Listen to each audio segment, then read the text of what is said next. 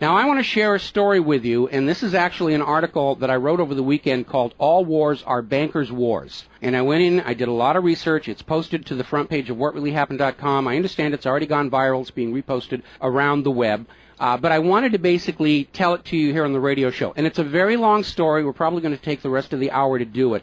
But it's something that you need to understand, that all of these wars and assassinations that we're told are crazed lone nut assassins or weapons of mass destruction or bringing democracy, all of them track back to the private central bankers as the initiating event. And the more you study this, the more you will realize all the wars are wars for the bankers, for the private central bankers. And I know a lot of people are going to have difficulty comprehending this, just how many of these wars we have fought as a nation were fought for no other purpose than to force private central banks onto nations that did not want them. So we're going to have a few examples so you understand why at this particular time in history the United States government is mired in so many wars against so many foreign nations. And there's plenty of precedents for this. Now, going back to the beginning, the United States fought the American Revolution primarily over King George III's Currency Act, which forced the colonists to abandon their own government-issued currencies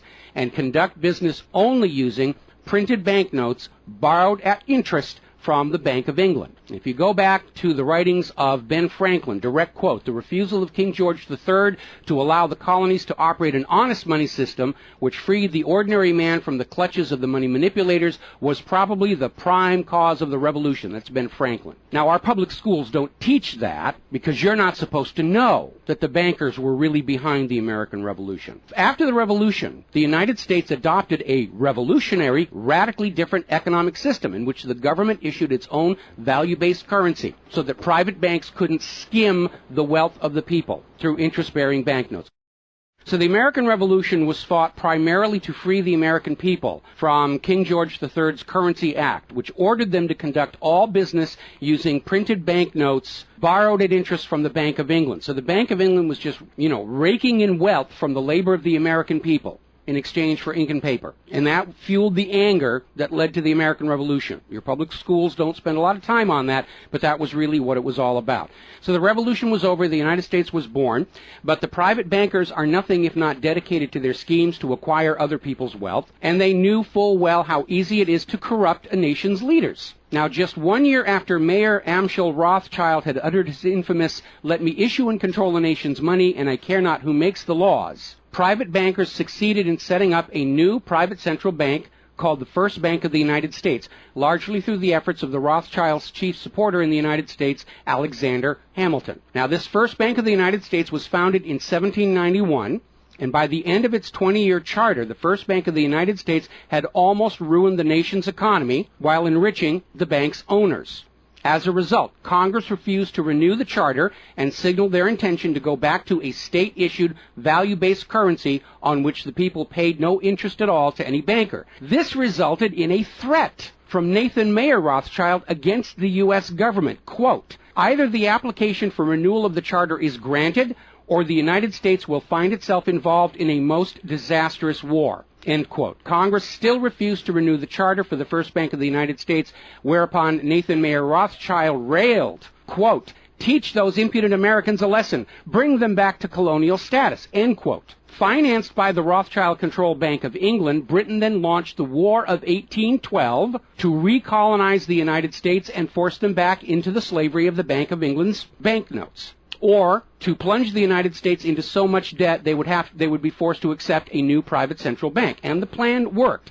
Even though the United States won the War of 1812, Congress was forced to grant a new charter for yet another private bank, issuing the public currency as loans at interest, the Second Bank of the United States. Once again, private bankers were in control of the nation's money supplied and cared not who made the laws or how many British or American soldiers had to die for it. So once again, the nation was plunged into debt, unemployment, poverty by the predations of the private central bank, and in 1832, Andrew Jackson successfully campaigned for his second term as president under the slogan, "Jackson and no bank." True to his word, Jackson succeeded in blocking the renewal of the charter for the Second Bank of the United States of America. And this was where that famous quote came from Andrew Jackson. Quote, "Gentlemen, I too have been a close observer of the doings of the Bank of the United States. I have had men watching you for a long time, and I am convinced that you've used the funds of the banks to speculate in the breadstuffs of the country. When you won, you divided the profits amongst you, and when you lost, you charged it to the bank. You tell me that if I take the deposits from the bank and annul the charter, I shall ruin 10,000 families. That may be true, gentlemen, but that is your sin. Should I let you go on, you will ruin 50,000 families, and that would be my sin. You are a den of vipers and thieves. I've determined to rout you out, and by the eternal God, I will rout you out. End quote. Andrew Jackson. Shortly after the charter for the Second Bank of the United States expired, there was an assassination attempt on Andrew Jackson, and it failed when both pistols used by the assassin, Richard Lawrence, failed to fire. Later on, Lawrence explained the motive for the assassination by saying that with President Jackson dead, money would be more plenty. So it was an assassination motivated by the interests of the bankers. Now, our public school system is as subservient to the bankers' wishes to keep certain history from you, just as the corporate media is subservient to Monsanto's wishes to keep the dangers of GMOs from you, and the global warming cult's wishes to conceal from you the fact that Earth has actually been cooling for the last 16 years. So it should probably be no surprise that the financial dimension of the Civil War are not well known to the average American. It's portrayed in our history books and our popular media as an internal dispute over slavery, but in fact it was a war with global implications. When the Confederacy seceded from the United States, the bankers once again saw the opportunity for a rich harvest of debt and offered to fund Lincoln's efforts to bring the South back into the Union at 30% interest. Lincoln remarked that he would not free the black man by enslaving the white man to the bankers, and using his authority as president, issued a new government currency, the greenback. This was a direct threat to the wealth and power of the central bankers, who quickly responded. This is a quote from the London Times following Lincoln's issuance of the greenbacks. Quote, "If this mischievous financial policy, which has its origin in North America, shall become indurated down to a fixture, then that government will furnish its own money without cost. It will pay off debts and be without debt. It will have all the money necessary to carry on its commerce. It will become prosperous without precedent in the history of the world. The brains and wealth of all countries will go to North America. That country must be destroyed, or it will destroy every monarchy on the globe." So, goaded by the private bankers, much of Europe supported the Confederacy against the Union, with the expectation that victory over Lincoln would mean the end of the greenback. France and Britain seriously considered an outright invasion on the United States in support of the Confederacy, but they were held at bay by Russia. A little bit of history most Americans don't understand. Russia came to the aid of Lincoln's Union during this crisis. Now, at that time, Russia had just ended their serfdom system, and they had a state central bank similar to the system the United States had been founded on. Now, free of European intervention, the Union won the war, and Lincoln announced his intention to go on issuing the greenbacks. Following Lincoln's assassination, the greenbacks were pulled from circulation, and the American people forced to go back to an economy based on banknotes borrowed at interest from the private bankers. So finally, in 1913, the private central bankers of Europe, in particular the Rothschilds of Great Britain, the Warburgs of Germany, met with their American financial collaborators on Jekyll Island, Georgia, to form a new banking cartel with the express purpose of forming the Third Bank of the United States, with the aim of placing complete control of the United States money supply once again under the control of private bankers. Owing to hostility over the previous banks of the United States, the name of this third bank was changed to the Federal Reserve, in order to grant the new bank a quasi-governmental image. But in fact, it is a privately owned bank. It's no more federal than Federal Express. In fact, last year, the Federal Reserve successfully rebuffed a Freedom of Information lawsuit by Bloomberg News on the grounds that as a private banking corporation, and not actually a part of the U.S. government, the Freedom of Information Act did not apply to the operators of the Federal Reserve. So 1913 proved to be a transformative year for the nation's economy. First, with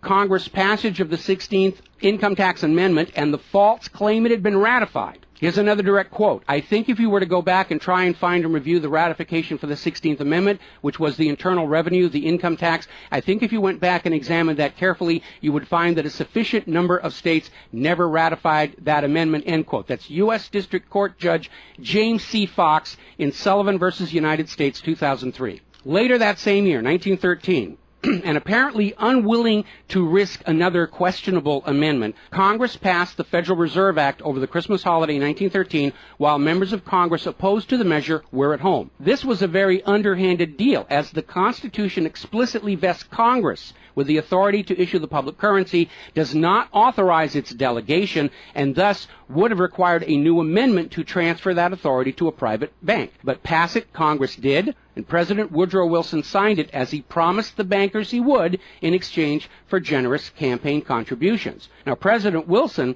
later regretted that decision. You've probably heard this quote before, but you're going to get it again. Quote, "I am a most unhappy man. I have unwittingly ruined my country. A great industrial nation is now controlled by its system of credit. We are no longer a government by free opinion, no longer a government by conviction and the vote of the majority, but a government by the opinion and duress of a small group of dominant men." That was Woodrow Wilson writing in 1919. Now, 1 year after the passage of the Federal Reserve Act, World War I started, and it is important to remember that prior to the creation of the Federal Reserve, there was no such thing as a world war. Now, World War I actually started between Austria, Hungary, and Serbia, but quickly shifted to focus on Germany. Why Germany? They didn't start the war. Why was Germany the villain in World War I? Well, the real reason was their industrial capacity was seen as an economic threat to Great Britain. Great Britain's pound was already in decline at the time because too much economic emphasis was on banking and finance, and not enough was on agricultural development, industrial development, and infrastructure. It's very much like the situation we have in the United States right now. All the financial operatives, they want to play the Wall Street games, and other parts of the economy are being neglected. We've lost a great deal of our manufacturing. We're not the agricultural exporter we used to be because everybody's over there at Wall Street playing in that giant open-air casino. Now, pre-war Germany did have a private central bank, but it was under strict control by the German government to keep inflation at reasonable levels and to make sure that all of the German economy was being properly funded, just like Putin did with their central bank about a month ago. Under government control by the German government, investment was guaranteed to internal economic development, and as a result, Germany had become a major manufacturing technological power. They were exporting products that Great Britain could not compete with. So in the media of the day, Germany was portrayed as the main opponent of World War I. And not just defeated, it was flattened. Now, following the Treaty of Versailles, Germany was ordered to pay the war costs of all the participating nations, even though Germany had not started that war. This amounted to 3 times the value of all of Germany itself. Germany's private central bank, to which the German government had gone deeply into debt to pay the cost of the wars, was allowed to break free of government control. That led to the massive inflation of the Weimar Republic, followed, permanently trapping the German people in endless debt. And money speculators were running rampant, and it led to these situations where you had literally a whole basket full of paper notes to get a loaf of bread. Now, when the Weimar Republic collapsed economically, it opened the door for the National Socialists to take power. Their first financial move was to issue their own state currency, which was not borrowed from private central banks. It was based on a unit of value, not a unit of debt. Freed from having to pay interest on the money in circulation, Germany blossomed and quickly began to rebuild its industry. It was an amazing transformation to see. The media called it the German miracle. Time magazine lionized Hitler for the amazing improvement of life for the German people and the explosion of German industry, and they even named him Time magazine's Man of the Year in 1938. And then once again, Germany's prosperity and freedom from a private central bank loaning the public currency at interest became a threat to other nations and other powers. I have a couple of quotes here from Winston Churchill that tells you what was really going through the minds of Europe in the years leading up to World War II. Quote, "Should Germany merchandise again," which means do business, "should Germany merchandise again in the next 50 years, we have led this war, World War I, in vain." That was Winston Churchill writing in the Times in 1919. Another quote, "We will force this war upon Hitler if he wants it or not," end quote. Winston Churchill in a 1936 radio broadcast. Quote, "Germany becomes too powerful. We have to crush it," end quote. Winston Churchill in November 1936 speaking to U.S. General Robert Wood. Quote, "This war is an English war, and its goal is the destruction of Germany." Winston Churchill, autumn 1939 broadcast. So it was all about economics and profitability. Now, Germany's state-issued value-based currency was also a direct threat to the wealth and power of the private central banks around the world. And as early as 1933, they started to organize a global boycott against Germany to strangle this upstart ruler who thought he could run his nation without a private central bank. Now, as had been the case in World War I, Great Britain and other nations threatened by Germany's economic power looked for an excuse to go to war. And as public anger in Germany grew over the boycott, Hitler foolishly gave them that excuse. Years later, in a spirit of candor, the real reasons for the war were made clear. Quote, "The war wasn't only about abolishing fascism, but to conquer sales markets. We could have, if we had intended so, prevented this war from breaking out without doing one shot, but we didn't want to." End quote. Winston Churchill to Harry Truman, March 1946. One more quote here. Quote, "Germany's unforgivable crime before World War II was its attempt to loosen its economy out of the world trade system and to build up an independent exchange system from which the world finance couldn't profit anymore. We butchered the wrong pig." End quote. Winston Churchill writing in his book, The Second World War. Now, a little side note, we're going to actually step back in time to the years before World War II. A little bit of history a lot of Americans are still completely unaware of. And it involves a gentleman by the name of Marine Corps Major General Smedley Butler. In 1933, Wall Street bankers and financiers had bankrolled the successful rise to power of Hitler and Mussolini. Brown Brothers Harriman in New York, and they're still there. I saw them when I was there for the 9/11 anniversary. They were financing Hitler right up to the day war was declared with Germany. And these Wall Street financiers decided that a fascist dictatorship in the United States, based on the one Mussolini had in Italy, was going to be far better for their business interests than Roosevelt's New Deal, which threatened massive wealth redistribution to recapitalize the working and middle classes of America. So the Wall Street tycoons recruited General Butler to lead the overthrow of the U.S. government and install a Secretary of General Affairs who would be answerable to Wall Street and not the people, would crush social unrest and shut down all the labor unions. General Butler pretended to go along with the scheme, but then exposed the plot to Congress.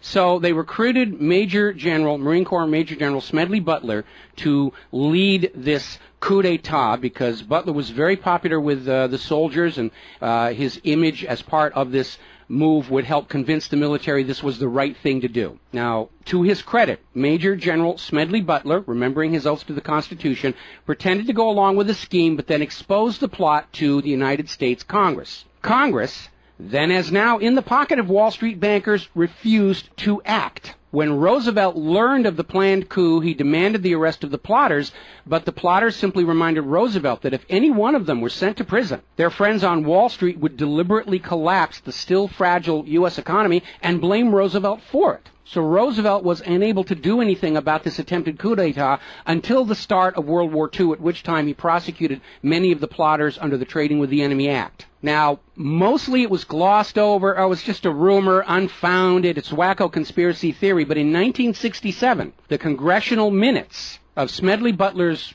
revelation to Congress of the coup were finally released to the public. You ever see this movie, 7 Days in May, Kirk Douglas and Burt Lancaster, about an attempted military takeover of the United States of America? It was based loosely on this story. But of course, in the movie, the bankers being behind the Burt Lancaster character was completely removed from the script here. Now, Smedley Butler is also famous for writing a work called War is a Racket.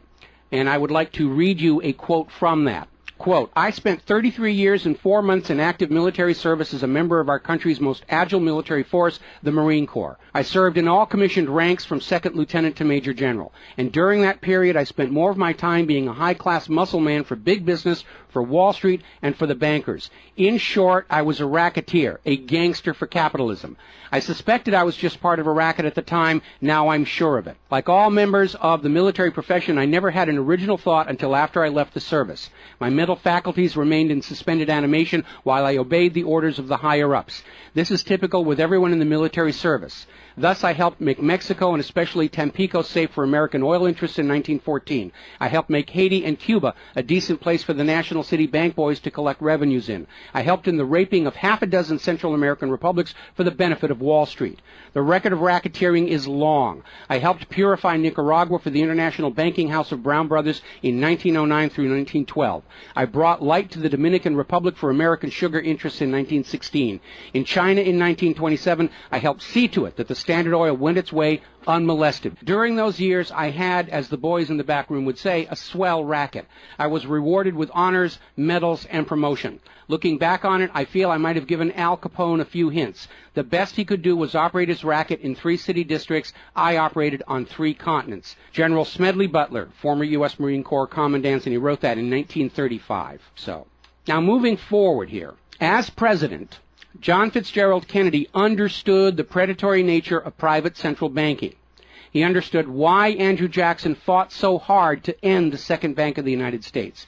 So Kennedy wrote and signed Executive Order 11110, which ordered the U.S. Treasury to issue a new public currency called the United States Note. Now, Kennedy's United States notes were not borrowed from the Federal Reserve. They were created by the U.S. government and backed by the silver stockpiles held by the U.S. government. It represented a return to the system of economics the United States had been founded on, and it was perfectly legal for Kennedy to do so under the Constitution.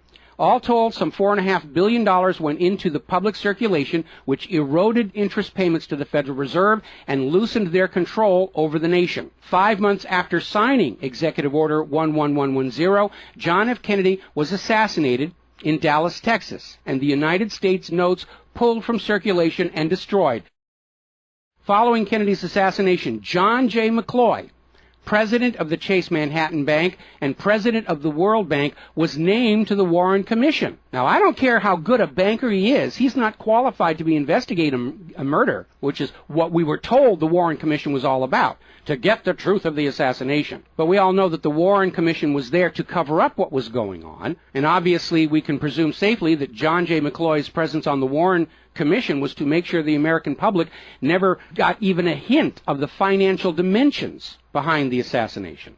So, as we enter the 11th year of what I am certain future history will most certainly describe as World War III, we need to examine the financial dimensions behind all these wars. Why are we here? Why are our children being killed and crippled? Is this another war for the profit of the private central bankers? And the answer is yes.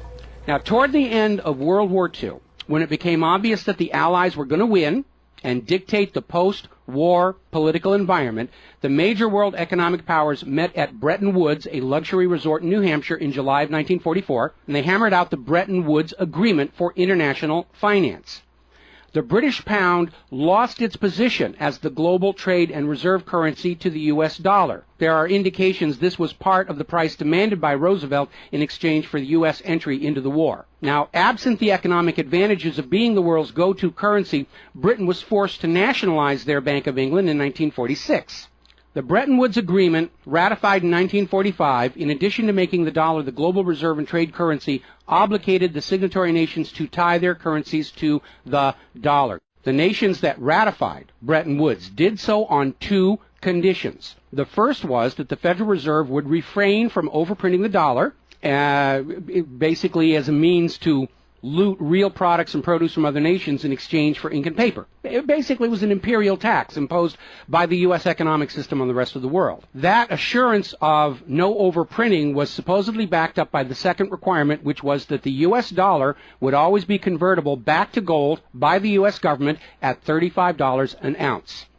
Now, of course, the Federal Reserve, being a private bank and not answerable to the U.S. government, did in fact start overprinting paper dollars, which were sent to other nations around the world, and under Bretton Woods, they had to send back products and produce and raw materials at full value. And much of the perceived American prosperity of the 1950s and 60s was the result of these foreign nations having to send real raw materials, goods, produce, back to the United States in exchange for these little pieces of paper with ink all over them, because they were forced to accept these paper notes as being worth $35 per ounce of gold. Then in 1970, France started looking at this huge pile of printed paper notes sitting in their bank vaults, for which real French products like wine and cheese had been traded, and it notified the United States government that they would exercise their option under Bretton Woods to return all those paper notes for gold at the agreed-upon $35 per ounce exchange rate. The problem was the United States had nowhere near the gold to redeem all those paper notes. So on August 15, 1971, Richard Nixon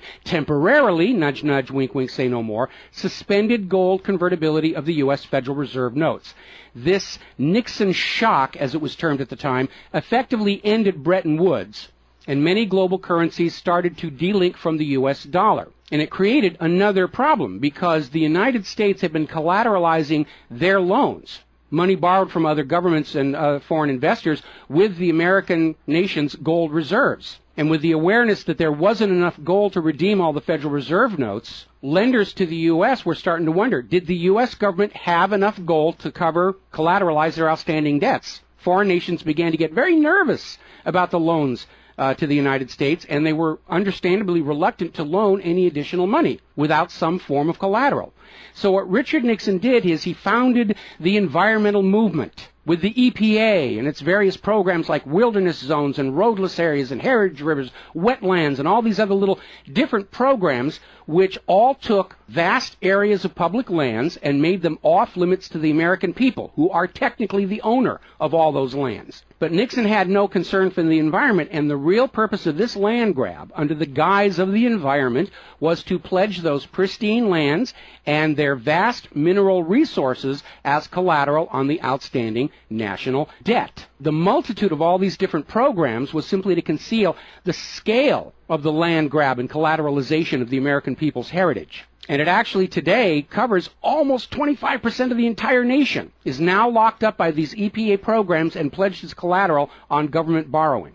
Now, with open lands, available lands for collateralization already in short supply, the U.S. government embarked on a new program to shore up sagging international demand for the dollar.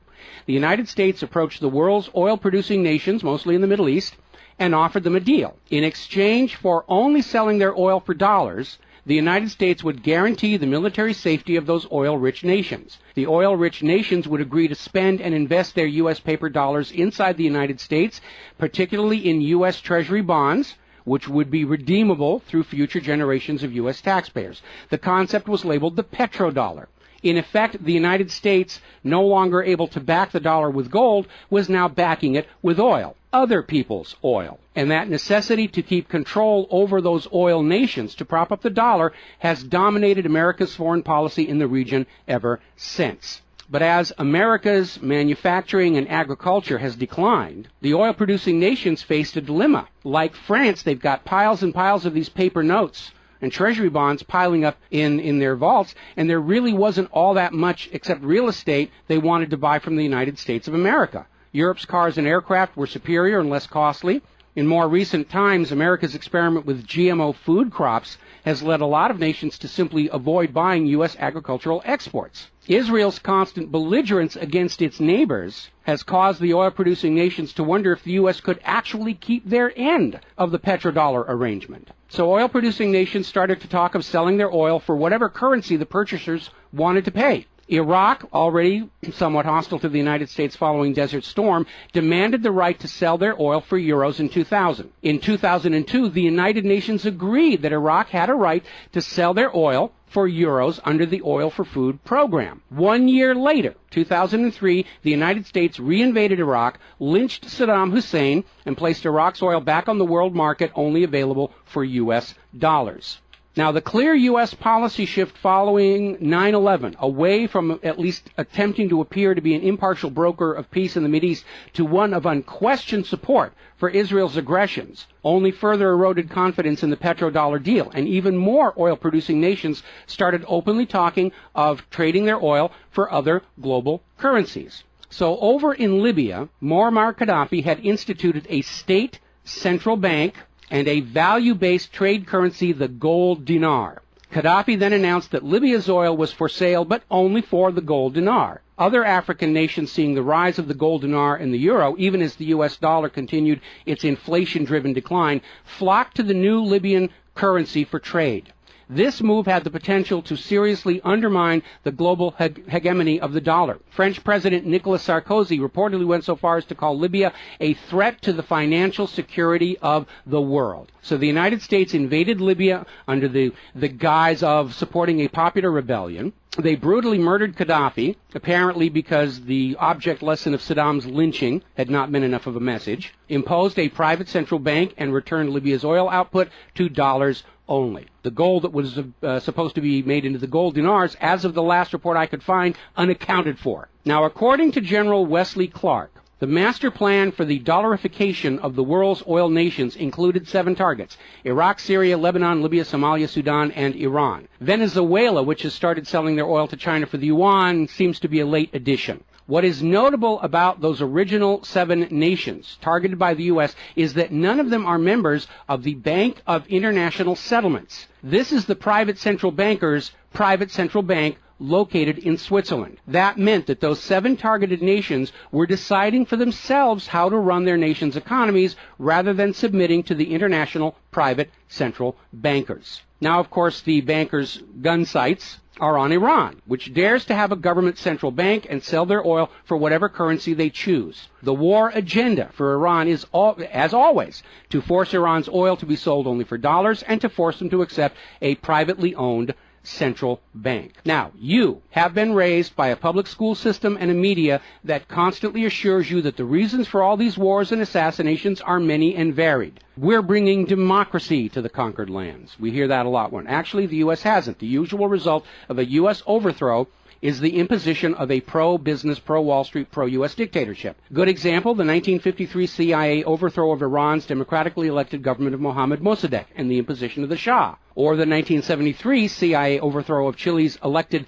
government of President Salvador Allende and the imposition of the dictator Augusto Pinochet. Another one of the excuses we'll get is we have to save the people from a cruel oppressor. That's the one they're using in Syria right now. Revenge for 9/11. That was a big one going into Iraq. And then later on, President Bush was caught on video saying, no, Iraq had nothing to do with 9/11.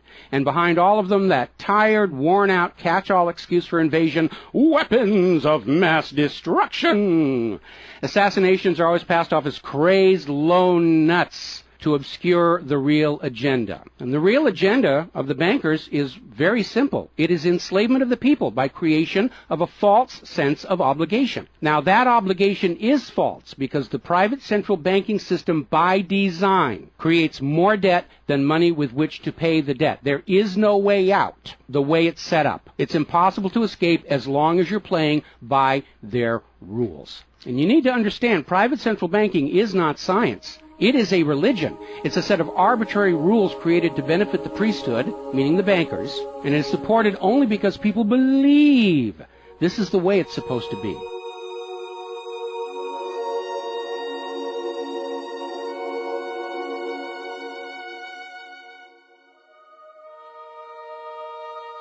It is a religion. It's a set of arbitrary rules created to benefit the priesthood, meaning the owners of the private central banks. The fraud persists with often lethal results only because the people are brainwashed into believing that this is the way life is supposed to be, and no alternative exists or should even be dreamt of. Now, this same approach, the same brainwashing, was true of 2 earlier systems of enslavement, rule by divine right and slavery, both systems built to trick people into obedience, and both now recognized by modern civilization as illegitimate. So now we are on the verge of a new era in history where we will recognize that rule by debt, rule by private central bankers issuing the public currency as a loan at interest is equally illegitimate. It only works as long as people allow themselves to believe that this is the way life is supposed to be. But you need to understand something that's the core of the issue. Private central banks do not exist to serve the people, the community, or the nation. Private central banks exist to serve their owners, to make them rich beyond the dreams of Midas, and all for the cost of ink, paper, and the right bribe to the right official, and the occasional assassination. But behind all these wars and all these assassinations, the 100 million plus horrible deaths from all of these wars, lies a single policy of financial dictatorship. The private central bankers only allow rulers to rule, only on the promise that the people of a nation be enslaved to the private central banks. Rulers who do not go along with that will be killed, their nation invaded by those other nations still enslaved to the private central banks. The bankers themselves don't fight these wars. Their children are not in these wars. A nation tries to break free of the private central bankers like Libya. All the other nations under the bankers' control pile on and destroy them. This so-called clash of civilizations you are being told about by the corporate media, it's really a war between banking systems, with the private central bankers forcing themselves onto the rest of the world, no matter how many millions must die for it. The constant hate-mongering against Muslims you see in the corporate media lies in a simple fact. Like the ancient Christians, prior to the Knights Templars, Muslims forbid usury or the lending of money at interest because they saw in ancient times, like Rome, how these banking practices could destroy an entire society. And that is the reason our government media insists that Muslims have to be hated and killed and converted. They refuse to submit to currencies loaned at interest. They refuse to be debt slaves. That makes them a threat to the natural order of the world, the new world order of global fascist dictatorship. So, off to war your children must go to spill their blood for the money junkies' gold. We barely survived the last 2 world wars. Now we're going into the third one in the nuclear bioweapon age. That is very dangerous. We have to ask ourselves, are the private central bankers willing to risk incinerating the whole planet to feed their greed? Apparently so. You as parents, as siblings, as spouses, need to ask yourself, do you really want to see your loved ones in uniform, killed and crippled, all for a bank balance sheet? But the whole point of this article, the whole point of what I'm sharing with you today, and this is all history, you can go out and hunt it down for yourself. Behind all the flag waving, behind all the propaganda, behind the crazed lone nut assassins, weapons of mass destruction, all of the modern wars this nation have fought are wars by and for the private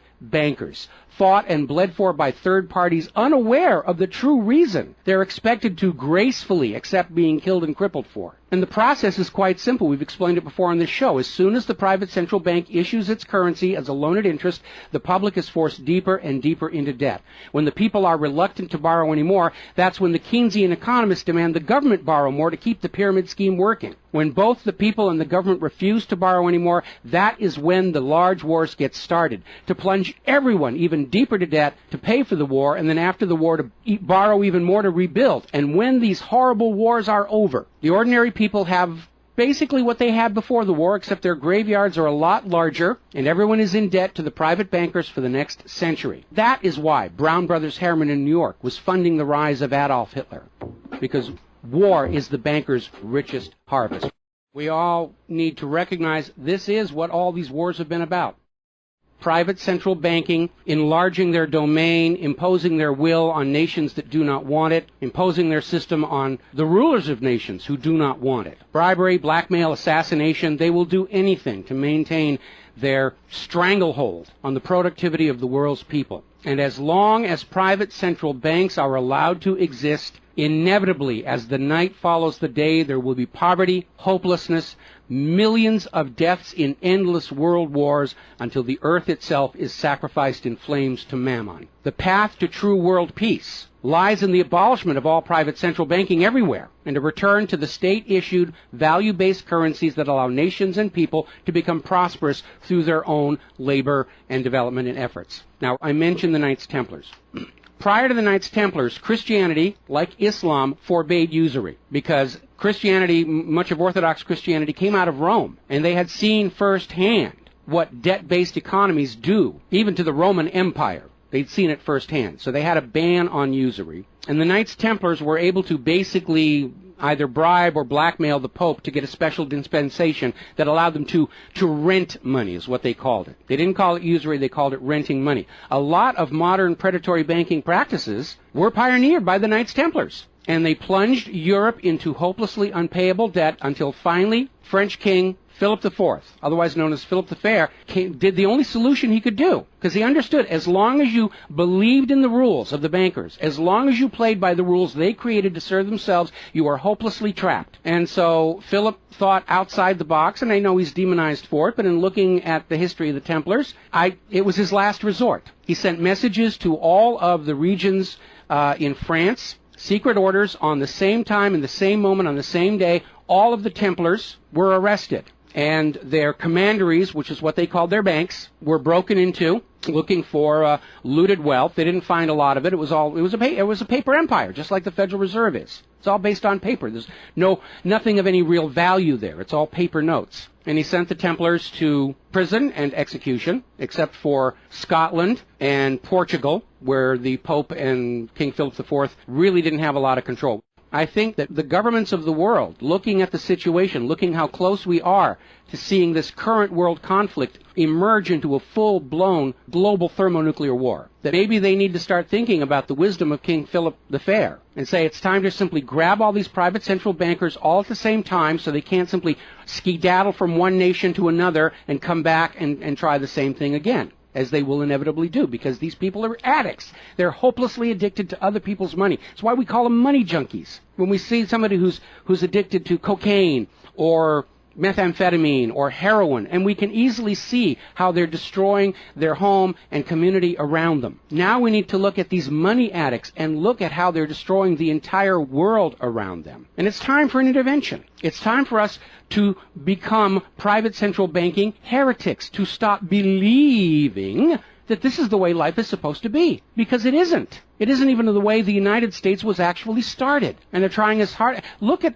the destruction of our nation. We used to be the world's greatest nation. Now the most generous estimate is we're down to number 16 and still falling. And yet, despite the destruction to our nation, its infrastructure, its children, its quality of medical care, the quality of its manufacturing output, we still are compelled somehow to go out and force this same banking system onto the rest of the world at the point of a bayonet. Does that make any sense at all? Not to a rational human being. To a money junkie, yeah, it's perfect. But we're really at a crisis point in history. And the first step to resolving that crisis, to not let it go any further into a potential nuclear war, is to recognize that private central banking, ruled by manufactured illusion of debt, is no more legitimate a system of governance than rule by divine right or rule by slavery. We all need to recognize the true cause of all the pain and suffering and wars. It's not the terrorists, it's not Al-Qaeda. These are just distractions and set pieces put in front of your eyes so you can't see the very clear pattern behind much of modern human history. It's a war of banking systems, with the predatory private central banks seeking to eradicate any nation and any ruler that would dare try and operate their economy outside the control of the private central bankers. That's the real cause for the war. Is it something you're willing to fight and die for, to support these private central bankers? Is it something you're willing